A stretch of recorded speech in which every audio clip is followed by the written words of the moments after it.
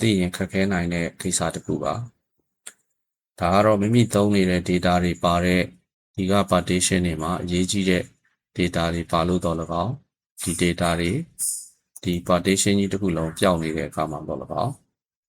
အဲ့တော့ဒါမှမဟုတ်အဲ့ဒီ drive ကိုမိမိကလိုအပ်လို့အခြားသူတွေမတွေ့စေချင်လို့ဖြောက်ထားခြင်းတဲ့အခါမှာတော့၎င်းပြုလုပ်လို့ရပါတယ်နော်ဒီအရင်ဒီ drive E ကိုဖြောက်ကြည့်ပါမယ် window key နဲ့ base ကိုနှိပ်လိုက်ပါတယ်ဒီတစ်ခါမှာ disk management ဆိုတာရှိပါတယ်ဒီ disk management ဆိုတဲ့အထက်မှာ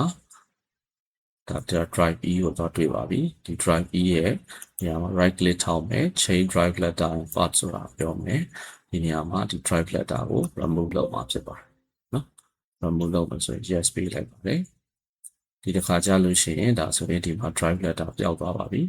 ဆိုတော့ဒါကိုပိတ်လိုက်တဲ့အခါမှာလည်းဒီ this PC မှာ drive letter ဒီ hard disk partition E ပျောက်သွားပါပြီရှိတော့ပါနော်ဒါကိုပဲပြန်ပြီးတော့ခေါ်မယ်ဆိုရင်တော့ဒီလိုပါပဲ window key နဲ့ H ကိုနှိပ်ပါdisk management ပြန်ခေါ်ပါ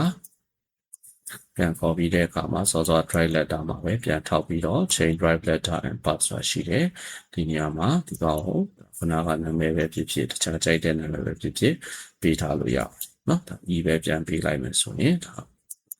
နော်ဒါဆိုရင်ဒါပြန်ပြီးတော့ပေါ်လာပါပြီthis PC မှာပြန်ကြည့်လိုက်တဲ့အခါမှာဒီမှာ drive letter E ရှိပါတယ်အားလုံး data တွေအားလုံးနဲ့ဒီထဲမှာ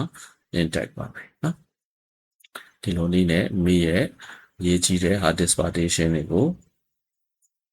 hide လုပ်ထားပြီးတော့တကယ်လို့များ hide လုပ်ထားမိတဲ့ drive partition တွေရှိလို့ရှိရင်လည်းကိုကပြန် forward ပို့တော့ကြည့်လို့ရပါတယ်